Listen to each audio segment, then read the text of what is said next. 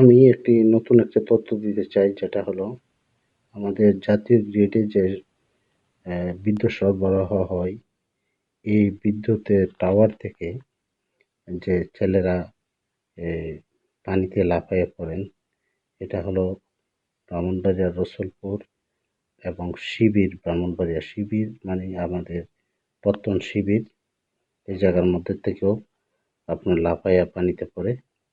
এটা খুবই দুঃখজনক ব্যাপার। আপনার জাতীয় গ্রিডের যে লাইনের থেকে লাফাইয়ে পড়ে পানিতে, দেখেন আপনারা লক্ষ্য করবেন এরা খুবই উপর থেকে যায়, সেটা আপনার অকল্পনীয়, যেটা বিভ্রান্তমূলক একটা কাজকর্ম।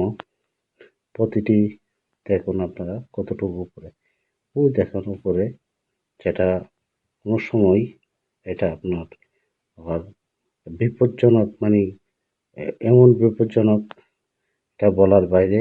জাতীয় গ্রিডের লাইন কতটুকু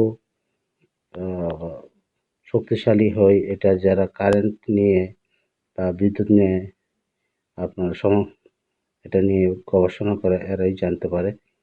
এবং বিদ্যুতের লাইনের যে টাওয়ার থেকে যারা আপনারা উপর থেকে পড়েন, এরা কেমন ফ্যামিলির লোকেরা, আমি এটা বোধগম্য, কেমন ফ্যামিলির ছেলেরা, এটি তো অবশ্যই আপনার মনে হয় জ্ঞান বুদ্ধি কেমন আছেন এটা দেখার বিষয়। এবং আমি মনে করি এটা প্রশাসনিকভাবে দেখা উচিত এবং তাদেরকে শাস্তির আওতায় আনা উচিত। কারণ এটা জাতীয় গ্রিডের বিদ্যুতের টাওয়ার থেকে এভাবে লাফিয়ে পড়া এবং এতটুকু উপরে যাওয়া, এটা বিপজ্জনক। এবং দেশের মানুষের এবং শেষ পর্যন্ত এটা কোনো দুর্ঘটনা হলে জাতির উপরে এবং সরকারের উপরে বর্তায়। এটা কোনো সময় আমার মনে হয় এটা স্বাভাবিকভাবে আমাদের প্রশাসনিকভাবে দৃষ্টি দেওয়া উচিত। আমি আশা করি এ ব্যাপারে কর্তৃপক্ষ এই ব্যাপারে দৃষ্টি দিবেন এবং এটা দেখে মানুষকে সতর্ক করার জন্য বিশেষভাবে অনুরোধ করছি। ধন্যবাদ সবাইকে।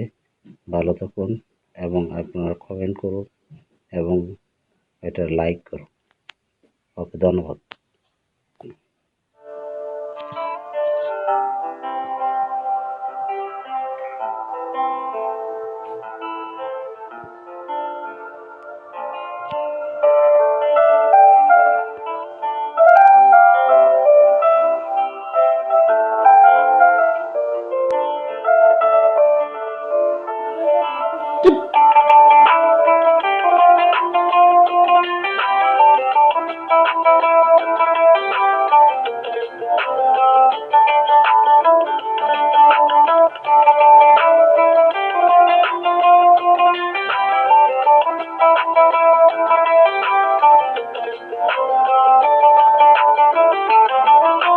বলবো না গো আর কোনদিন ভালোবাসো তুমি মোরে,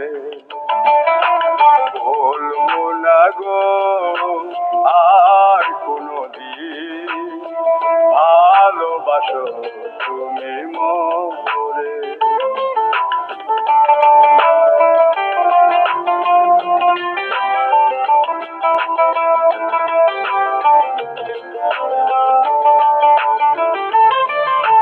বলেছিলে গো ভালোবাসি গো, আজ কেন গো এমন হলো।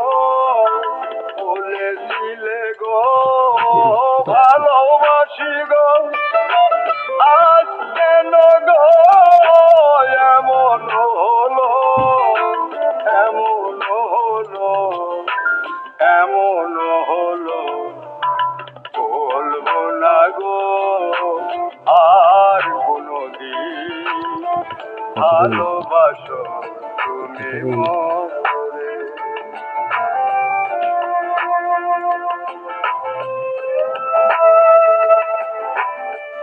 বিসমিল্লাহির রহমানির রহিম। আসসালামু আলাইকুম। আমি প্রশাসনের দৃষ্টি আকর্ষণ করছি, এই যে আপনারা দেখুন, এটা হলো এবং ব্রাহ্মণবাড়িয়া রসুলপুরে এই ধরনের ঘটনা ঘটতেছে। খুবই মারাত্মক এবং দুর্ঘটনাগ্রস্ত যে কোনো মুহূর্তে এরা ফ্যামিলিগতভাবে ফ্যামিলিরা কীভাবে দেখছেন এটা আমার জানার বিষয়, কিন্তু প্রশাসনিকভাবে এটা দেখার দরকার আছে। আর একটা বিষয় হলো এটা বিজয়নগরেও ঘটে। বিজয়নগরে যেটা আপনার বলি রোডটার সাথে